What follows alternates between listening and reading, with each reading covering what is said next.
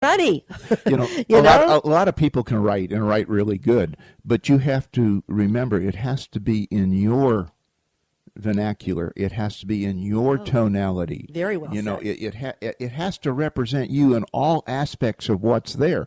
And to get somebody that does that really good, it's not inexpensive. I mean, somebody that says they can do it for a few $100s, question that. Worry about that, because they're going up to some other internet sources and more than likely not plagiarizing, but taking the topic and reframing it into their words. Well, and that is one thing I have noticed, and across a few industries, there are management companies out there that all they do is manage social media for a specific industry.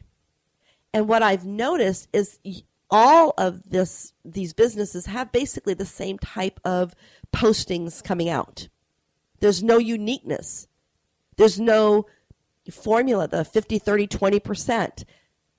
I'll tell you what, on social media, and we have experienced this ourselves, the most or the best type of postings that get the most response is when we post something personal. And yes, I'm talking on business because people want to know us. They want to get to know us.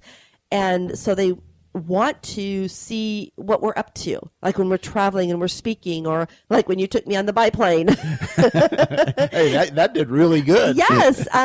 Things that you would not think that are not business related, they get the most reach. They get the best reach. An engagement.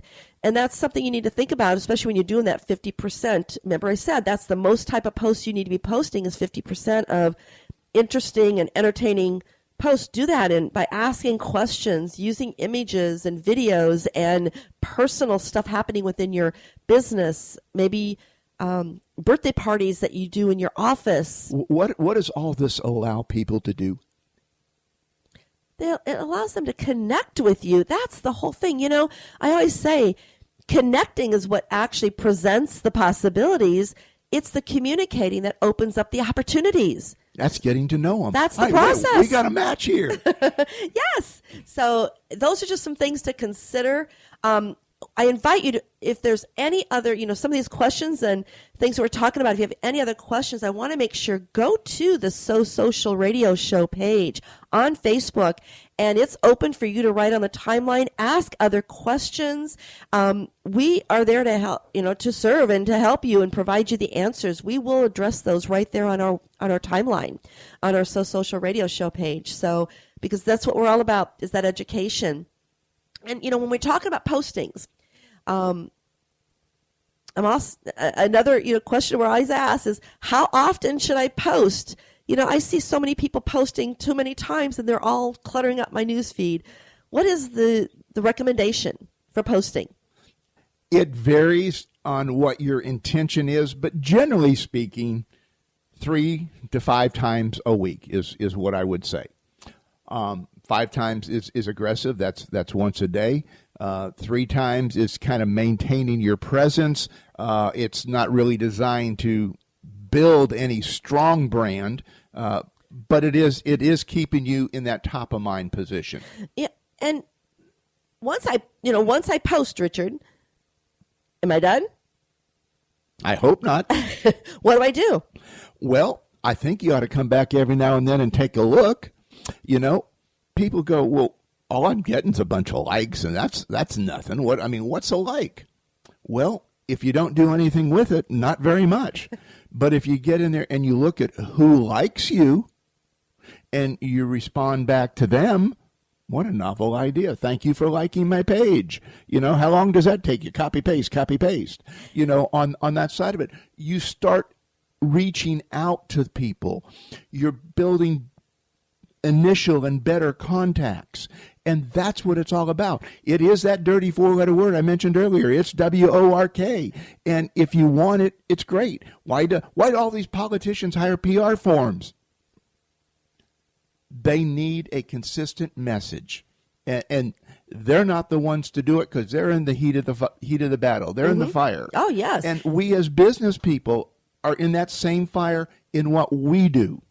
Well, you say posting, all the different platforms, of course, have different tonality.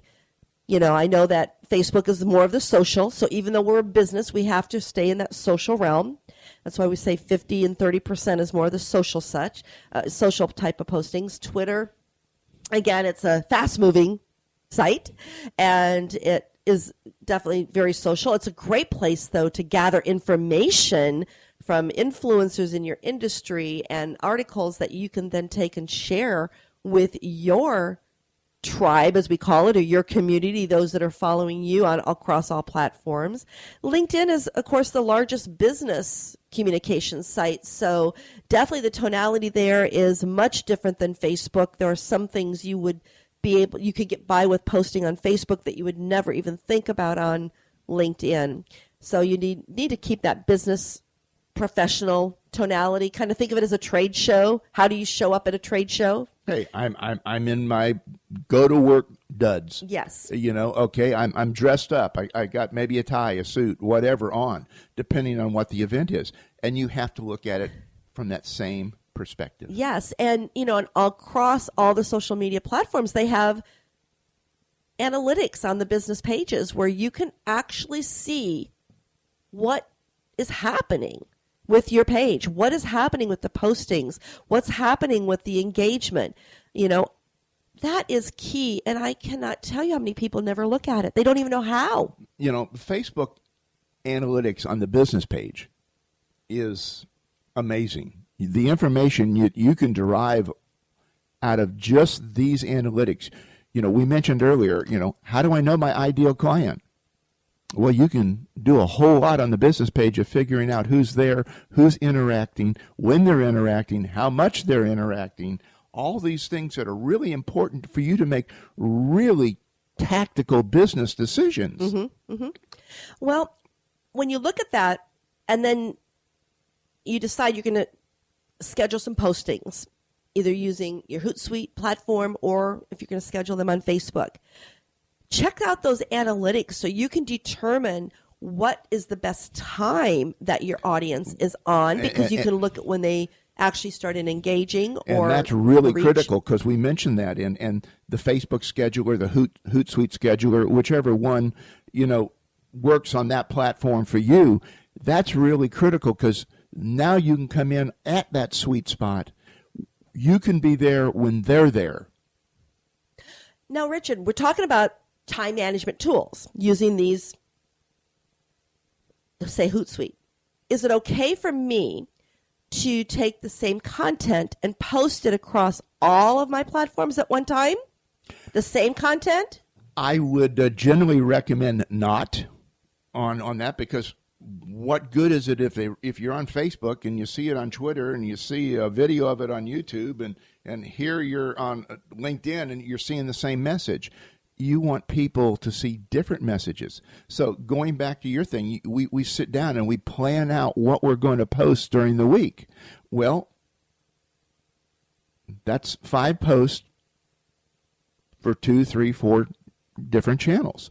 Well, you can bring those out in different orders on different platforms. Virtually saying the same thing. Mm-hmm. Change up your tonality between Facebook and LinkedIn, and certainly on your YouTube and Vimeo and all those videos, but you can say the same message. I like that. So composing the message to suit the platform. Correct. And also, I would recommend not posting it at the same time, because you may have some of the same followers across those platforms. Well, a lot of us have alerts scheduled that we, when things come in, that we know when things are happening. And if you're on all those platforms following someone, all of a sudden you got ding, ding, ding, ding. Yes. Well, and they then may not pay attention, or they may decide not to follow you on one other platform. You want to make sure that it is okay when you're creating your content some content to post across the different platforms, but schedule them at different times, maybe within a few days, or depends how how urgent it is to get the information out there. But also, again, make sure you compose it for the tonality of the site. But you want to make sure that you do post other information on the different sites, that you're not posting across all of them, so that you continue to gain the attention and keep the attention of those that are following you. They don't think, well, gosh, they just post the same thing, or they don't even put any thought in it, then gosh, there's no call, there's no call to action. They don't, what am I even doing following them? There's nothing for me to do. I'm not interested anymore. And that's what we have to remember, that the content that we post has to be interesting and relevant to those individuals you want to attract. Have it resonate with them so that they will take action, and put a call to action within your postings so they know what to do. Because, Richard, one of the biggest questions we are both asked, how do I make money on social media? How you make money is really, really simple on social media. Paying attention to your people. You've got to build the relationship first. I mean, you talked about the 50-30-20 rule, okay? You've got to really bring that information in that they want to hear. And you start building from there. That's where that's the seed to build your tribe. That's the seed to build those passionate followers that will pull out that plastic. We'll pay your money for things. Now, how we go through that should be a whole new conversation, because there are definitely some tools and techniques that are better there. But you've got to, engage them. Okay, and if you can't bring them to you, there's nothing else that's going to happen. And that helpful information is really where it is. When you look at your 30% factor that's there, those are the people that are potentials. They've kind of got their hand half up. It's not all the way up saying yeah, but maybe this could happen.